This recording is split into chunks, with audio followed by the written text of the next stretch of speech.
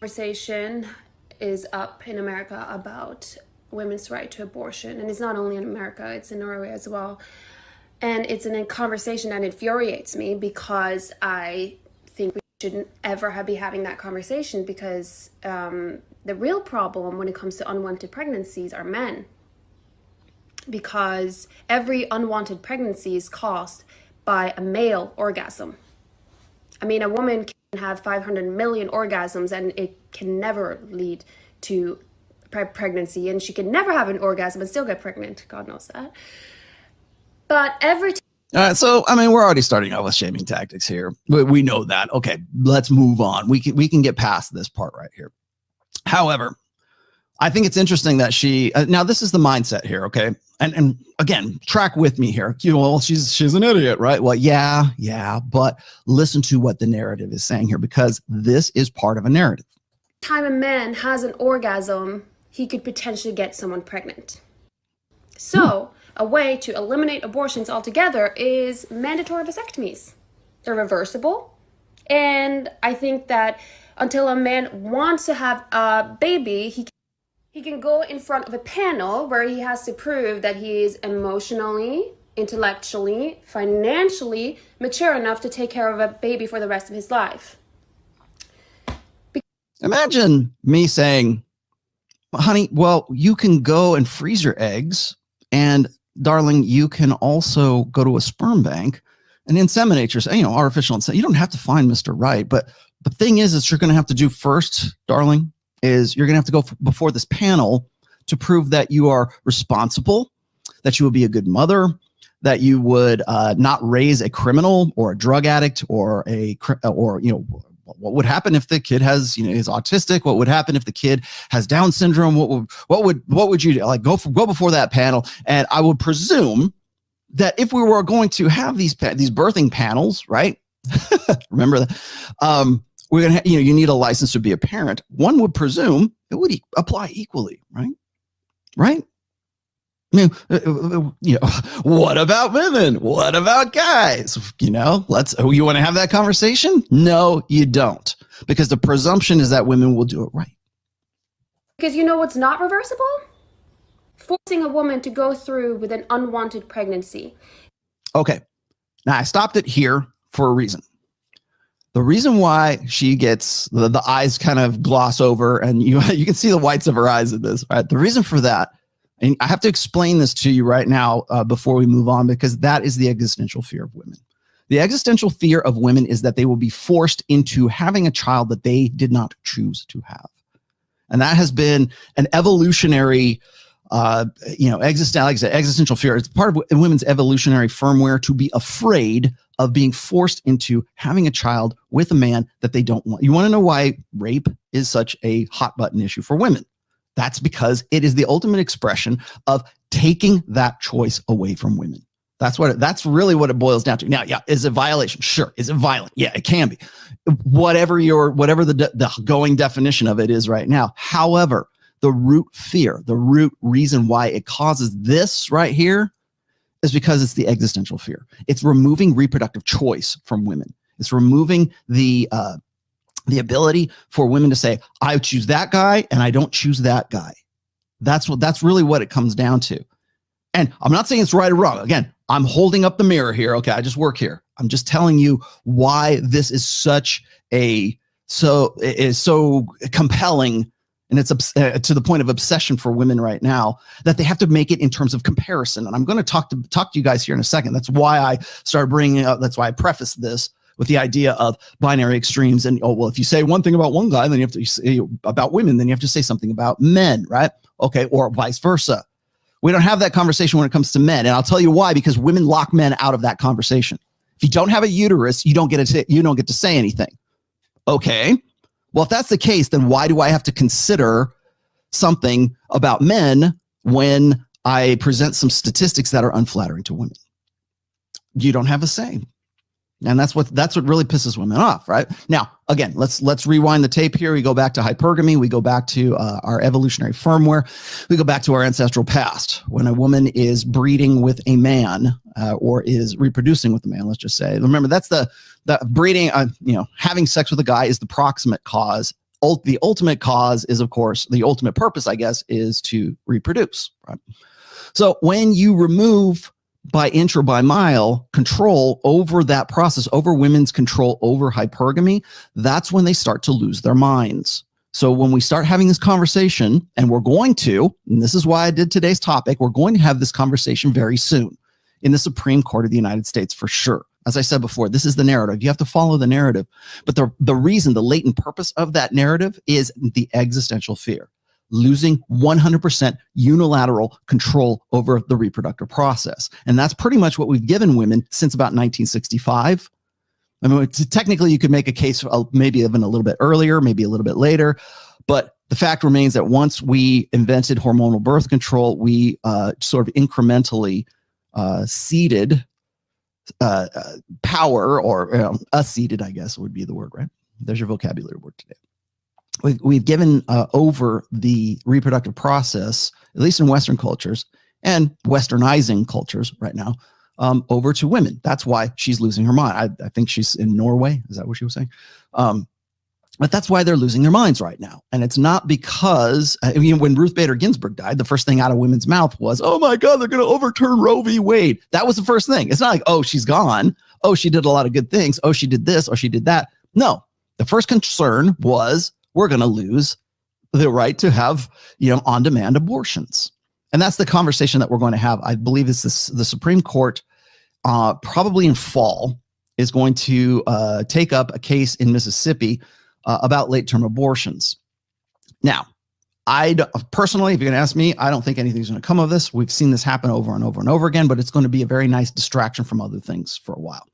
But the reason why it's such a big deal, and the reason why you're seeing videos like this pop up right now in May, is because probably around October, we're going to have this is like what's called tilling the fields, right? You've got to have so they can be harvested later on in October, probably, because I think they're going to consider the Mississippi case in October. I'm pretty sure. I don't know. I don't think that they have a date for it just yet, but they have already decided that they're going to hear it. So with that said, we have to see what's going on. Why is this such a big deal? Why is it that women celebrate when abortion becomes legal in Argentina or Ireland, for example, like especially, previously or formerly Catholic countries, or maybe presently Catholic countries, when women get the right to choose, right? Or women get the right to free, safe abortion, it's time for celebration. Why is that? Why do women fight tooth and nail to maintain the right to end a pregnancy? Why is that so bloody important? And the reason for that is those eyes right there. That's the reason. It's the existential fear. No woman should have to be forced to have a child that she doesn't want to have with some guy that she doesn't want to have it with. I'm not saying I'm not saying I disagree. You shouldn't.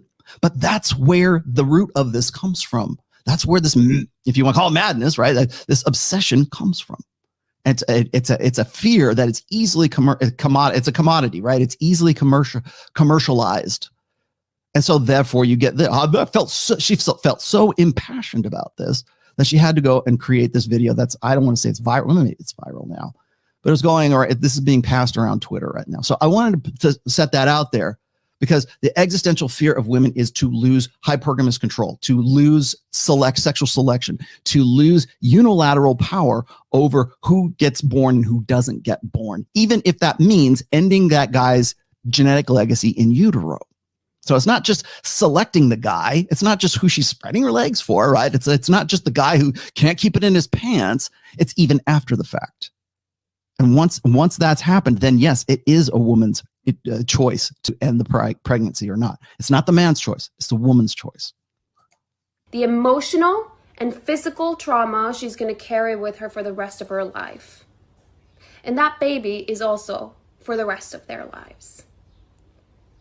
So if you're watching this and you think that a mandatory vasectomy is way too invasive, you can't do that to all men, it's actually less invasive than an abortion. The recovery is quicker. It's about the same cost. And if you think that that's invasive, you can't tell a woman to go through with an unwanted pregnancy. All right. First off, No one is telling a woman she can't go through. She has to go through with it. Okay. No one is telling. Ultimately, once the sperm leaves your body, you are effectively powerless. Gentlemen, that's why I keep saying, that's why what is it? Is it 4 or 5? Iron Rule of Tomasi. I believe it's 5. I can't remember my own rules. Always control the birth. Always wrap the rascal. And that's really, if essentially that's your only means of birth control these days. Now, people will throw this at me and say, well, Rollo, don't you know that they're already working on like something that's reversible? Don't you know that they're okay? They've been saying that for a very long time. I remember when Vagisil or Vasagil or whatever, Vasagil, I think, Vasagel, I think is what it was called. Was a big deal. Oh, there were clinical trials in India. The problem is that it like the male pill like completely reduces your libido because it like drops your testosterone even lower than it would probably have been for you to even try that in the first place. So condoms really are your only effective means of birth control, much less, STDs and all that other good stuff. Yeah, Vasagil. Sorry, it's not Vagisil. Vagisil is a feminine wash. Vasagil or whatever it is actually a trial. I don't know if it's, I haven't seen much of that in the news, but it brings up an interesting question that I have addressed on occasion. I certainly did back in 2015 when I was writing Preventive Medicine. What would happen if men had, if we could do this? Like whenever I see these things, whenever women say, well, we need to just, and I'm going to show you another example of this here in just a second. We need to have men have mandatory vasectomies that are reversible. Well, first of all, they're not reversible for the most part, or that's very difficult to have them reversed. And again, you want to talk about invasive process as well. To have one is one thing, to have it reversed is another thing. So you're already looking at twice the invasiveness. So let's just call a spade here. But I don't think that really makes much difference, because really what is being suggested here is that there ought to be some new technology that will in some way ensure that men can turn it off and then turn it back on again, right? Your ability to, and it should be mandatory. Like once you hit puberty, you get your mandatory, essentially what it is your own sterilization. And I think this is kind of a dangerous thought, and I'll tell you why later, but the narrative here is that vasectomy equals abortion.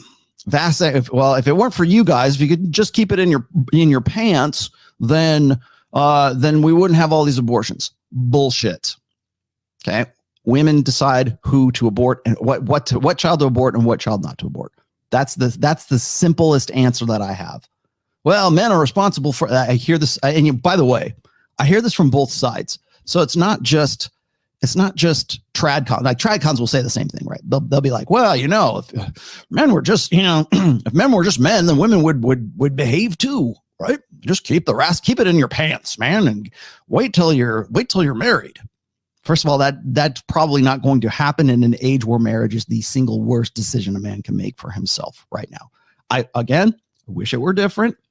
I wish you could all I wish happiness and long life on all of you guys. I wish you could have a great marriage. I really wish that was possible.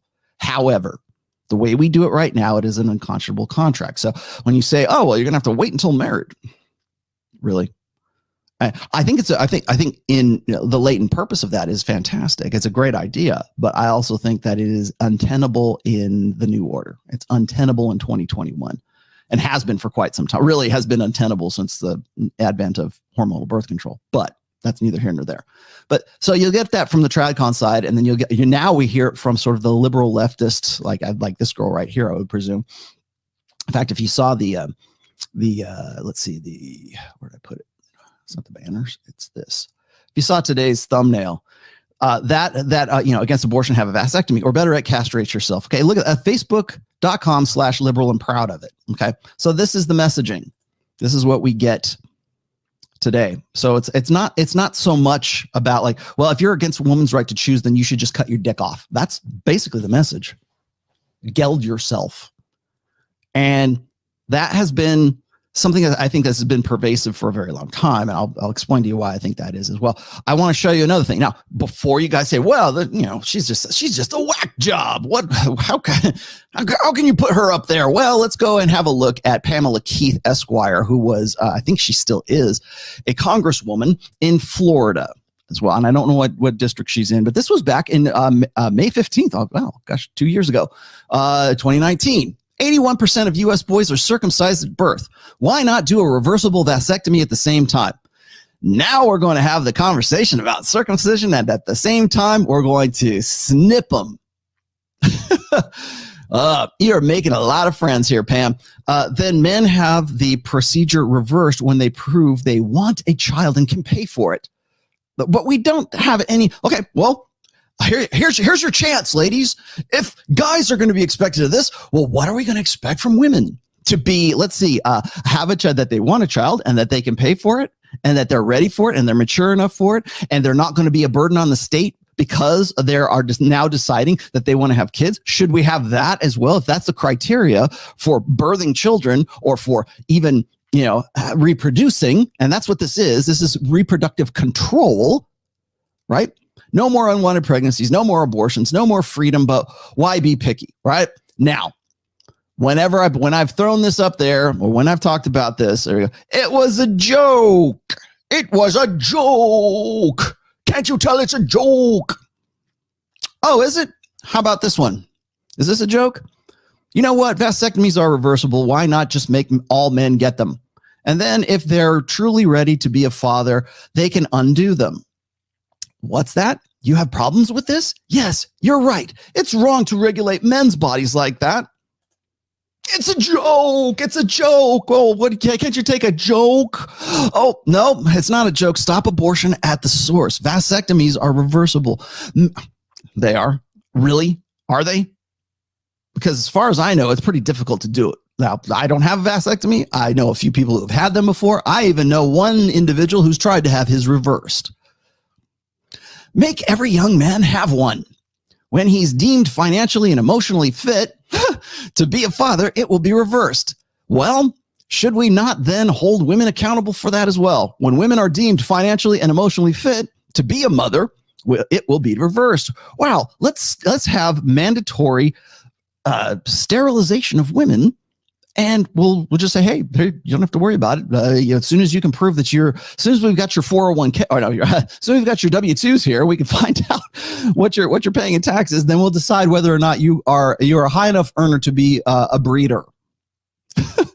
What's that? Did the idea of regulating a man's body make you uncomfortable? Then mind your fucking business. Oh, sounds like it kind of goes along with this little chestnut here. Where do we go? Oh, this one. Reasons why women have abortions. Nobody's business. Nobody's business. Nobody's business. Nobody's business. Ha ha ha.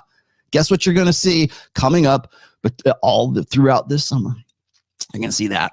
That's going to be in your feed. Coming up in your Instagram, your Facebook, even your church ladies, by the way. It's not just going to be your leftist liberal friends. It's also going to be your TradCon friends as well. Keep it in your pants. What if God? Well, we don't want to take away unilateral power over the reproductive process of women. We got to let the little ladies decide, because clearly we got to put men before a panel to see if they're financially and emotionally stable and everything else stable before they can reproduce. But women are by default naturally going to be okay with that. They're really good at that, right?